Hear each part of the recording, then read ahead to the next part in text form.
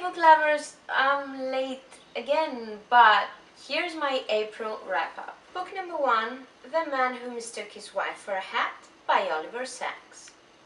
Neurologist Oliver Sacks penned a non-fiction book of 24 essays dealing with the case histories of some of his patients with neurological disorders. If you're into neurology, psychology, or you just want to find out more about bizarre mental conditions, do check it out. Have in mind though that it was published in the mid-80s and 30 years is a lot of time for science. Book number 2, The Sign of Things Falling by Juan Gabriel Vasquez. The story is set in various time periods in Colombia. 1990s Bogota, plagued by the drug wars, and past decades when the drug trade was the new and easy way to make lots of money. The story is narrated by law professor Toni, who takes a trip down memory lane recalling his friend Ricardo that was shot dead in the middle of a busy street. Antonio, who witnessed the event and he himself suffered serious injuries, is haunted by the murder and gets so consumed by it that his family life starts to crumble. A highly engaging novel documenting the violence and fear in the heyday of Pablo Escobar. Book number 3, The Italian Girl by Iris Murdoch. My very first Murdoch and bound to be my very last unless someone can recommend me a good one. Edmund is a solitary man who, upon returning home for his mother's funeral, is faced with the family's problems. His brother is an alcoholic, his sister-in-law is depressed, his teenage niece is pregnant, and the family's faithful servant, the Italian girl, seems to have been very close to the deceased matriarch. Secret tryst and hidden passions cannot, unfortunately, make amends for the constantly whining, sexually depraved characters and the tedious storyline. Book number 4, Half Wyld by Sally Green. The second book of the Half-Bad trilogy moves on with the story of Nathan, who just received his magical gift from his notorious father and is on the run again to save Annalise and find his best friend, confidant, and uberly awesome Gabriel. I really enjoyed the first book, Half-Bad, and was very enthusiastic when I started reading Half-Wyld, but that feeling subsided after a few chapters in. Also, I didn't feel the love triangle at all. Nathan should totally be with Gabriel. Book number 5, Nourishment by Gerard Woodward. The story is set in London during the Second World War and follows Tori Pace, a young mother of 3 whose husband's at the front. One day he sends her a letter with an absurd request.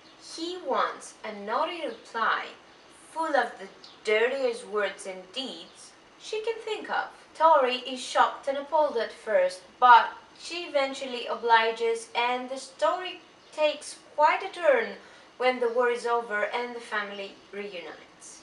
I have mixed feelings about this one. The first part was pretty good and funny, but the other 2 parts were a bit meh. I have to admit though that it is quite a page-turner. Book number 6, Tiny Sunbirds Far Away by Christie Watson. I didn't finish this one. I just couldn't. I couldn't bring myself to keep reading.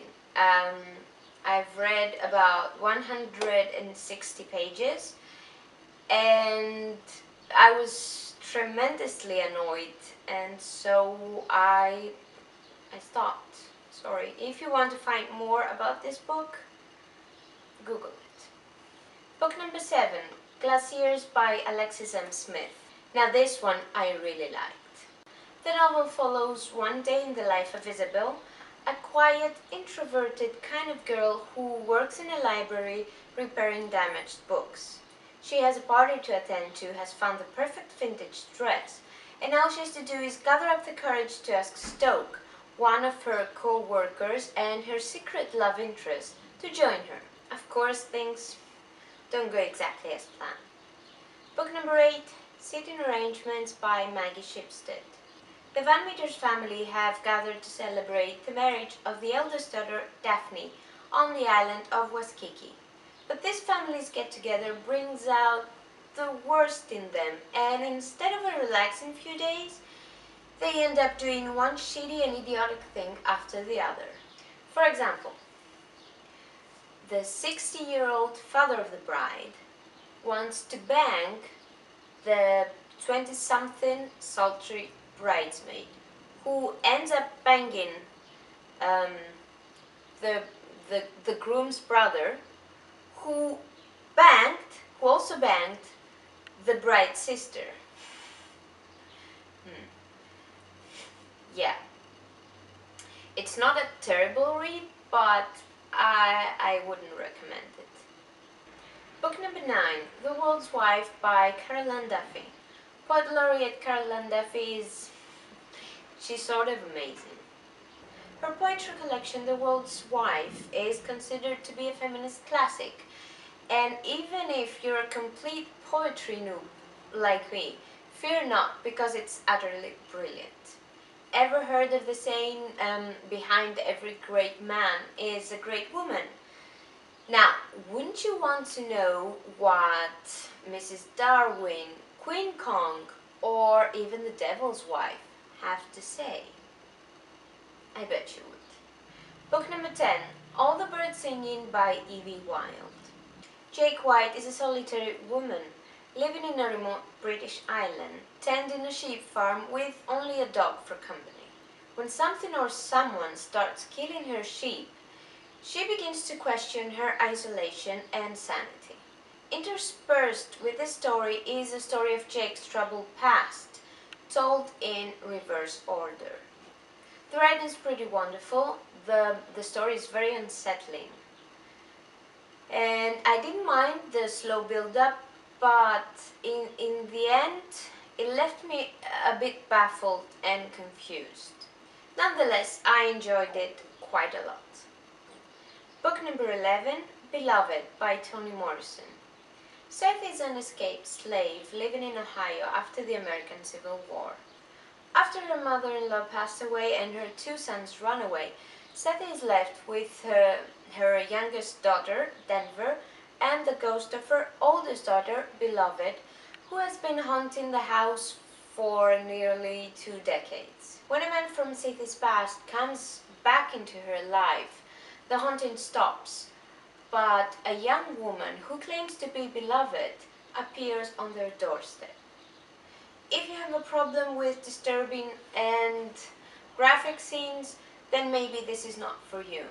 This was not an easy read, but Toni Morrison's writing is fantastic, and if you want to read more about the brutality and the ugliness of slavery, be sure to give it a go. Book number 12, A Girl is a Half-Formed Thing by Eimear McBride.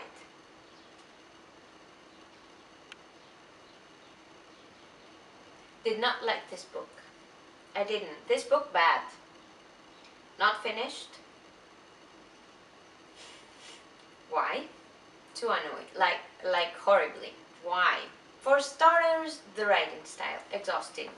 The storyline, awful.